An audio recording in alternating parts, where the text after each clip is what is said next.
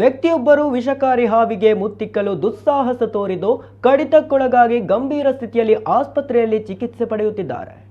ಉತ್ತರ ಪ್ರದೇಶದ ಅಮೋಹ ಜಿಲ್ಲೆಯ ಹೈಬತ್ಪುರ ಗ್ರಾಮದಲ್ಲಿ ಶುಕ್ರವಾರ ಸಂಜೆ ರೀಲ್ಸ್ ಮಾಡುವ ವೇಳೆ 50 ವರ್ಷದ ರೈತ ಜಿತೇಂದ್ರ ಕುಮಾರ್ ಹಾವನ್ನು ಕುತ್ತಿಗೆಗೆ ಸುತ್ತಿಕೊಂಡು ಚುಂಬಿಸಲು ಪ್ರಯತ್ನಿಸಿದ್ದಾರೆ. ಈ ಸಂದರ್ಭ ಅವರ ನಾಲಿಗೆಗೆ ಹಾವು ಕಚ್ಚಿದೆ. ಈ ಘಟನೆ ಸಾಮಾಜಿಕ ಮಾಧ್ಯಮಗಳಲ್ಲಿ ವೈರಲ್ ಆಗುತ್ತಿದ್ದು ವ್ಯಾಪಕ ಟೀಕೆಗೆ ಗುರಿಯಾಗಿದೆ. ರೀಲ್ಸ್ ಮಾಡುವ ಹುಚ್ಚಿನಿಂದಾಗಿ ಕುಮಾರ್ ಹಾವಿನೊಂದಿಗೆ ಪೋಸ್ ನೀಡಿದ್ದು, ಈ ವೇಳೆ ಹಲವರು ಜಿತೇಂದ್ರ ಅವರ ಸಾಹಸವನ್ನು ಚಿತ್ರೀಕರಿಸಿದ್ದಾರೆ. ಸ್ಥಳೀಯರ ಪ್ರಕಾರ ಕುಮಾರ್ ಮದ್ಯದ ಅಮಲಿನಲ್ಲಿದ್ದು ಧೂಮಪಾನವನ್ನು ಮಾಡುತ್ತಿದ್ದರು ಎಂದು ಹೇಳಲಾಗಿದೆ.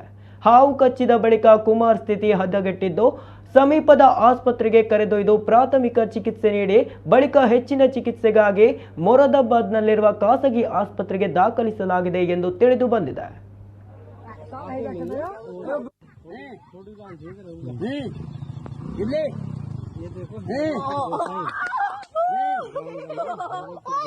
नाम है जीतू चरण सिंह का लड़का जीत